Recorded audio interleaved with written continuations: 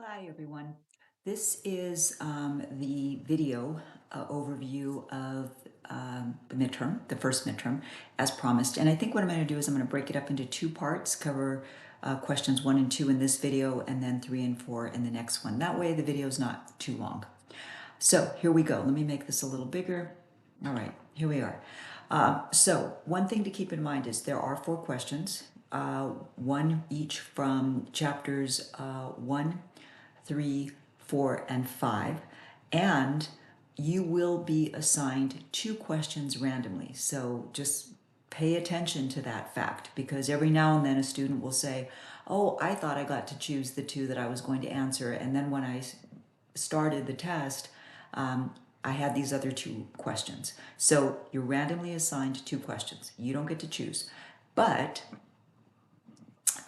what you can do, of course, is, sorry about that little pop up there. What you can do is study all of them. That way, no matter which of those 4 questions you get, you are going to be prepared to answer them. So, starting with question number 1, which is from chapter 3, you see that it asks you to explain in detail how the 3 perspectives, and those 3 perspectives are, of course, the functionalist, the conflict, and the symbolic interactionist perspective, analyze culture. And I tell you here to make sure to give examples to support your discussion. So you're going to think about functionalist perspective and how it analyzes culture. So think specifically about culture. Well, if you recall the reading and, of course, the video that I provided, functionalist theorists view culture as a good thing. Culture gives us many things that make our lives more enjoyable.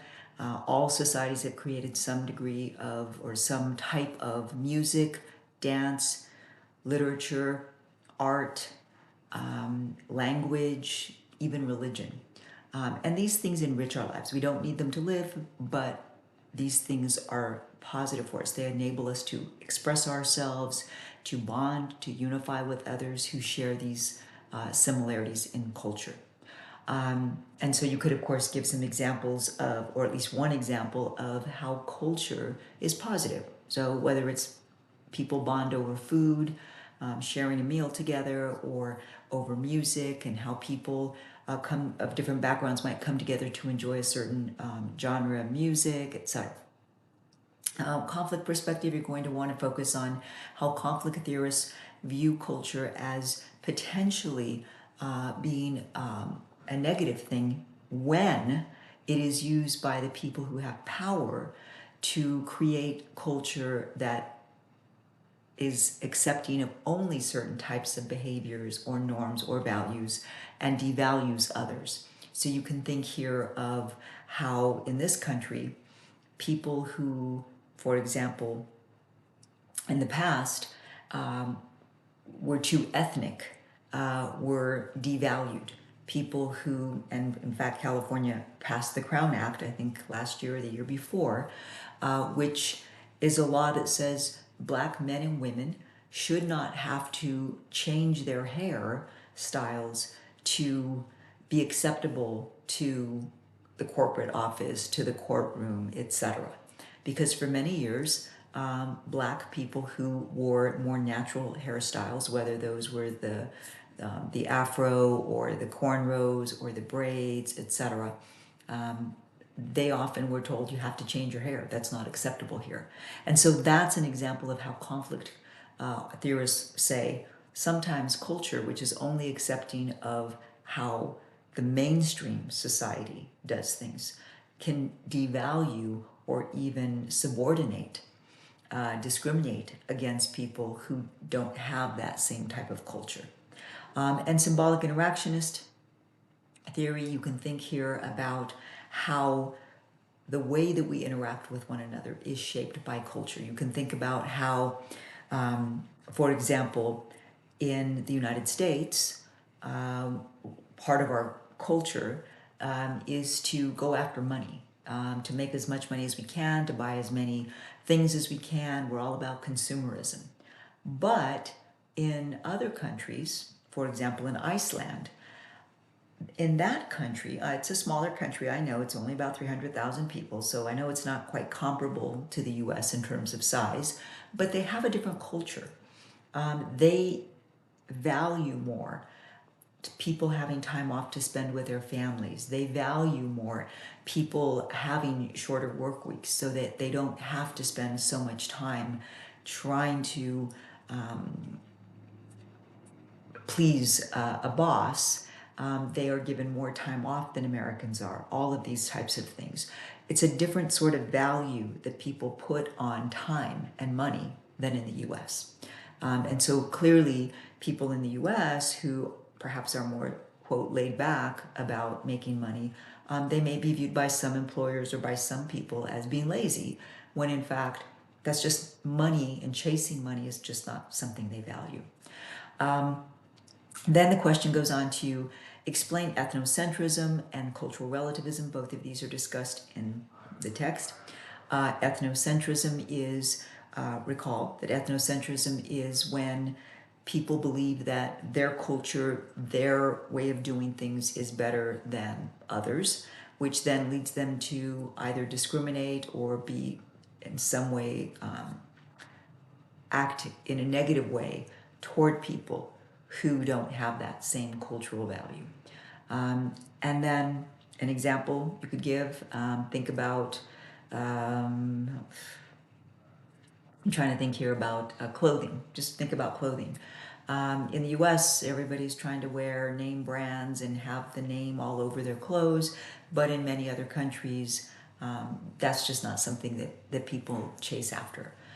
So you can think of other ideas. I'm just throwing things out off the top of my head. Cultural relativism, recall that this is when we try to understand another culture based upon that culture's values, not our own.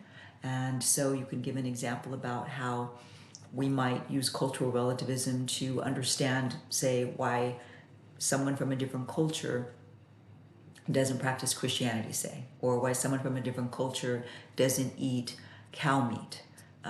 For example, Hindus don't eat cow meat. So instead of devaluing that culture, we can try to understand why people from that religion don't eat meat and the importance that cows have to them.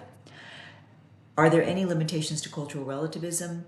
And I want you to consider that while I generally think it's a good idea to use cultural relativism to try to be more open-minded, to try to be more accepting of difference, there are times perhaps when we shouldn't use it. For example, if genocide is occurring in a country, maybe one group is killing members of another group, I don't necessarily think that we should say, well, that's just their culture. They've always hated that other group of people in that country, and just turn the other way and not say anything about it. Or if we think about female genital mutilation, which is a practice it's a religious practice in which a young female's genitalia are altered, in many cases cut off, pieces of her genitalia are cut off to protect her virginity. Okay? And again, I think this is one instance when we shouldn't say, well, that's cultural relativism, that's just what they've done, that's their religious practice, who are we to say anything about that? I think any time that an action or a behavior is being forced upon people where they don't have a choice, where that makes their lives oppressive, where they just don't have many choices and they cannot speak out for themselves, anytime that it's something inhumane, then I think that we should not use cultural relativism. And I think that we should stand up as a global community and say, hey, that's not okay. So yes, I do think there are limitations to cultural relativism, and you may even be able to think of some other practices yourself.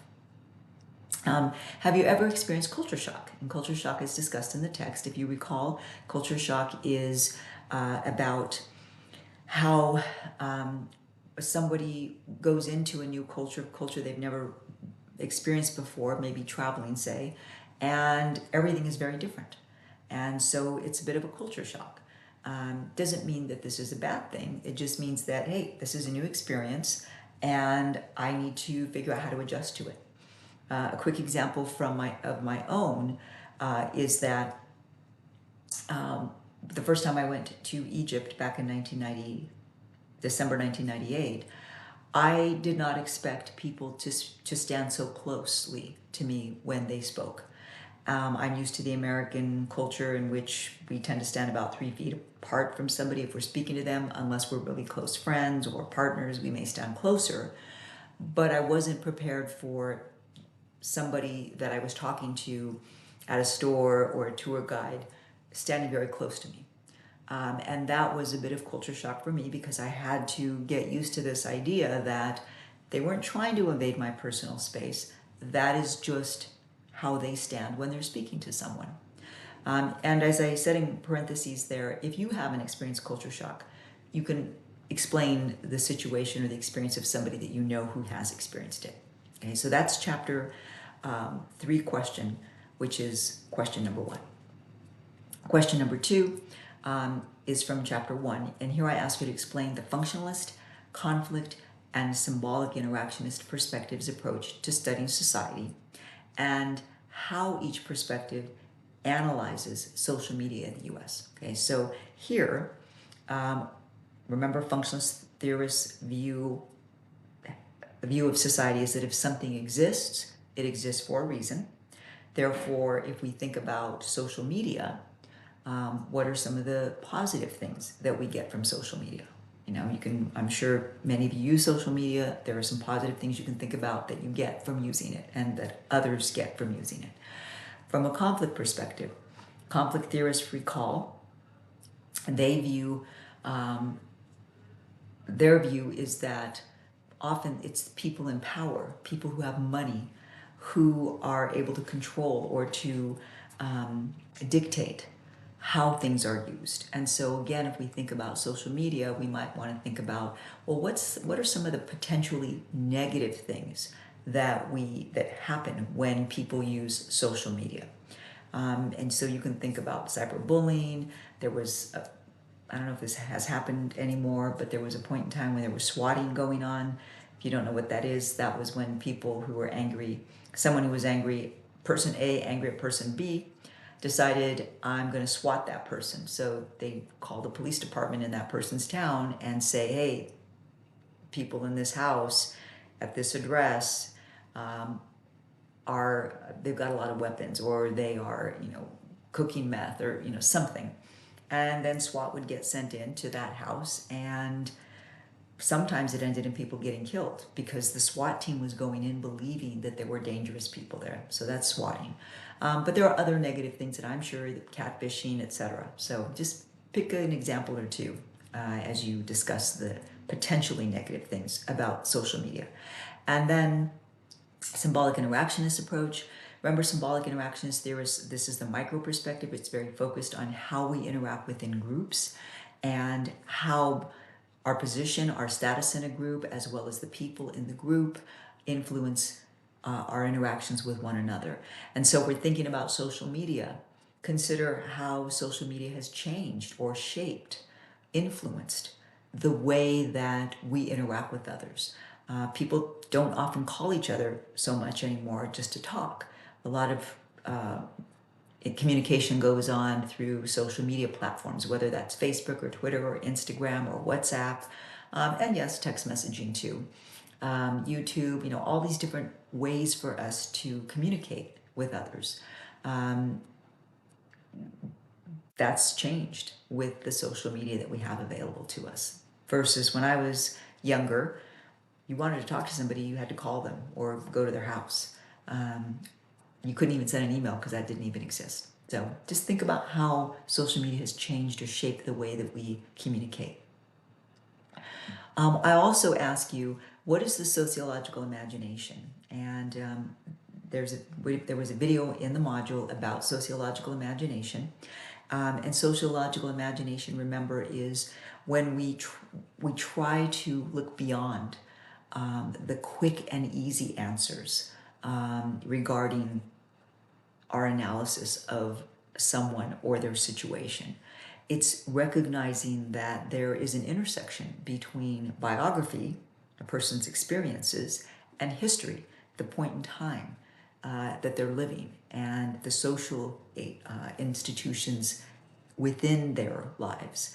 And so when we look at somebody who's homeless, it may be easy to say simply, well, that person's homeless because that person is lazy, when in reality, perhaps that person is homeless for a variety of other reasons. And that's using your sociological imagination.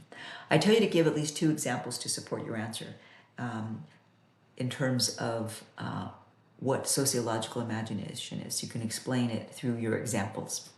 How can the concept be useful to the field, to the study of society?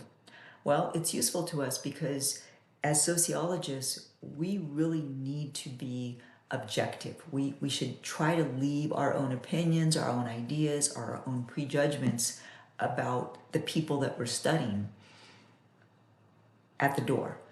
And as we study people, we should really try to keep an open mind about who these people are, why they're doing what they're doing. And sociological imagination reminds us not to go for that quick, easy answer of that person's homeless because they're lazy, to what's that intersection between their history, their biography, what's that intersection? What does it look like? And how does that influence their lives and their life outcomes? And let's see, the next part is finally discuss the most important ideas of Emil Durkheim, Max Weber, and Karl Marx in detail. All right, so there is information both in the text as well as in the module videos about these 3 individuals. So please make sure that you review their most important ideas. Don't just say, well, Karl Marx is associated with the conflict perspective, Emil Durkheim is associated with the functionalist perspective, and Weber used all 3 of the perspectives. That is true, but that doesn't tell me anything about the important ideas that they had. Name at least one important idea and explain it for each of them. So that is question 2 based upon chapter 1. I'm going to stop here, and the next video will cover the last 2 questions.